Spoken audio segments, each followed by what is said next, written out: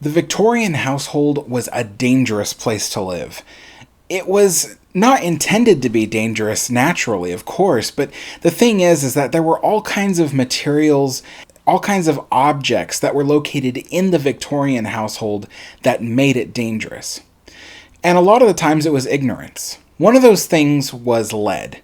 When lead was first being used, it was used a lot of times as an ingredient in colors and pigments.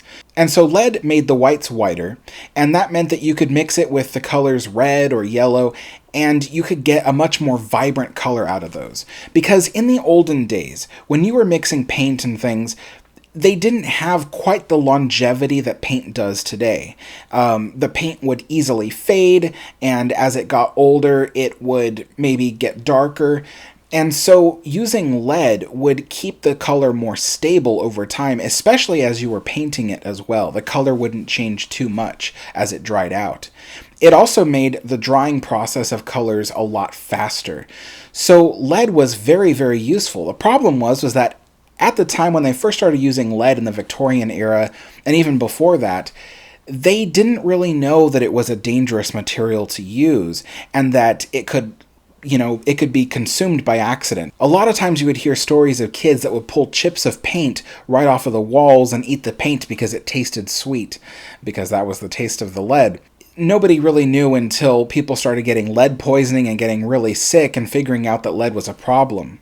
I have to rely on the top of my memory here, but from the 1970s is when they really started cracking down on the usage of lead in paints and other materials. Because lead wasn't just in paint, it was also used for the plumbing. So Victorian houses didn't always have plumbing, but as plumbing became more prominent over the course of the Victorian era all the way into the early 20th century, they started using lead for pipes, because lead was easy to mold and easy to shape into a pipe shape, and it was a plentiful material that could be easily changed out, and it wasn't too expensive. The problem with lead is that when you would run water through it to use it for drinking water, the lead would leach into the water, and you would be drinking lead water. I happen to have here a teacup. This came from the rmsQMwiki, which now sits in Long Beach, California. But this is one of their authentic bone china teacups. And the funny thing about it is, I don't know for certain, but it would be highly unlikely if this didn't contain any lead at all. The lead probably would have been used in the yellow stripe around the circumference of the cup, as well as the white that the cup is painted with, because the porcelain itself is white, but they used a type of ivory color to color the porcelain on the outside before they put the glaze. And so this cup is perfectly safe to drink because of the glazing on the outside that protects the lead from coming off. But as soon as there is a crack, which this particular cup does have a crack in it, and any liquid that goes into that crack can leach the lead right into the liquid. You probably wouldn't get any poisoning from this. You would have to be drinking from this every single day, in which that would already be a problem. This is a postcard, supposedly of the RMS Mauritania, the direct competitor of RMS Titanic. And even though the picture does show the Lusitania in it, it's meant to be of the Mauritania. So the thing about this is that this is a photograph of the ship, and what they did was they used a silk screen process to apply a paint color to it.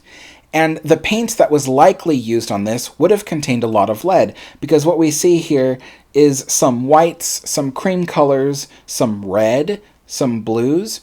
All of those would have contained lead, and lead would have helped with the longevity of the image. And due to how vibrant this image is, I'm pretty sure there's lead in it.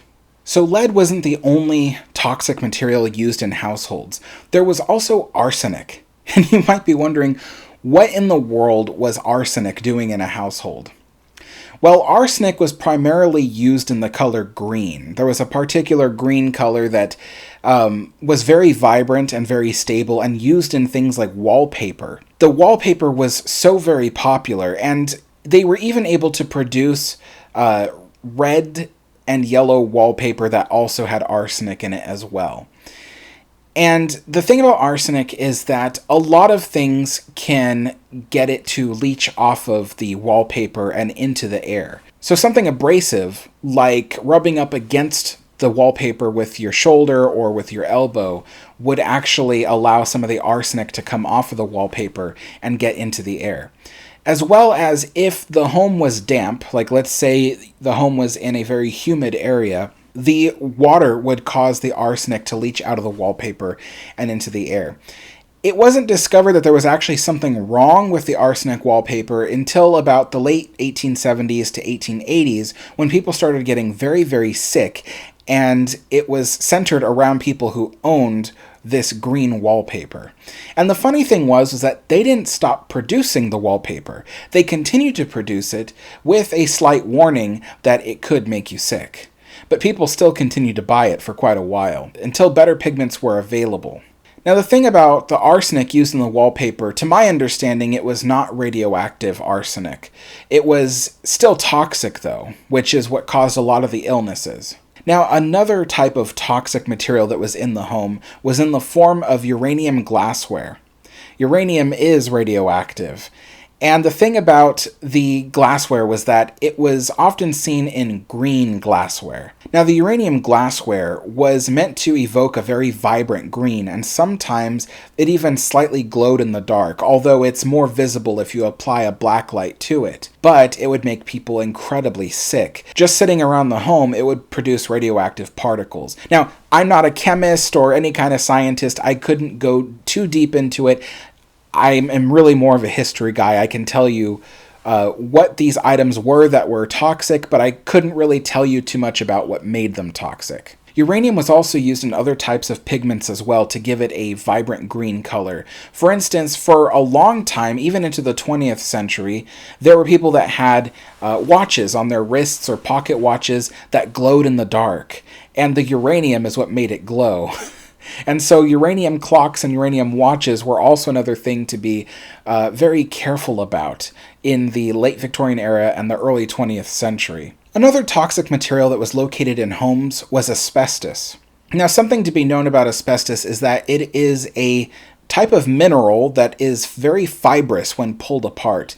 And what makes it dangerous is that the fibers could easily float into the air, and they can get stuck in your lungs and never come out, and they are the primary cause of mesothelioma. And so while asbestos is a very dangerous material to get in your body or in your eyes, it was a miracle material for using for pretty much anything. The scary part about the early 20th century, which is when asbestos started being widely used, is that a lot of materials were made with asbestos. The thing about asbestos is that it could be added as an ingredient into plastics or ceramics or all kinds of other materials. And asbestos was also useful as a type of insulation. So asbestos insulation was eventually put into 20th century homes, sometimes in the attic, sometimes in the walls. Asbestos was also very much useful as an insulating layer of plaster that would go around pipes and plumbing, such as hot water pipes or steam pipes. And the asbestos would make it so, first of all, the pipes were safe to touch because it was coated around the pipe, but also it insulated the pipe, which allowed for the hot water or steam going through the pipe to stay hot as it reached its destination. Asbestos is one of those strange materials that is oddly very safe if you don't disturb it. So, for instance, on this channel, I've covered extensively the RMS Queen Mary. And the thing about the RMS Queen Mary is quite a lot of materials on that ship were made with asbestos. And it is yet a very perfectly safe ship to be on in terms of asbestos, because asbestos is safe to be around as long as you don't disturb it. One of the materials that is seen prominently throughout the ship that is made with asbestos, besides the bakelite, is the plywood sheets. So the whole ship is covered in these decorative woods made of exotic wood veneers that were cut from rare and exotic trees back in the early 20th century. Now, the thing was that those veneers were glued to a type of plywood called turn-all plywood.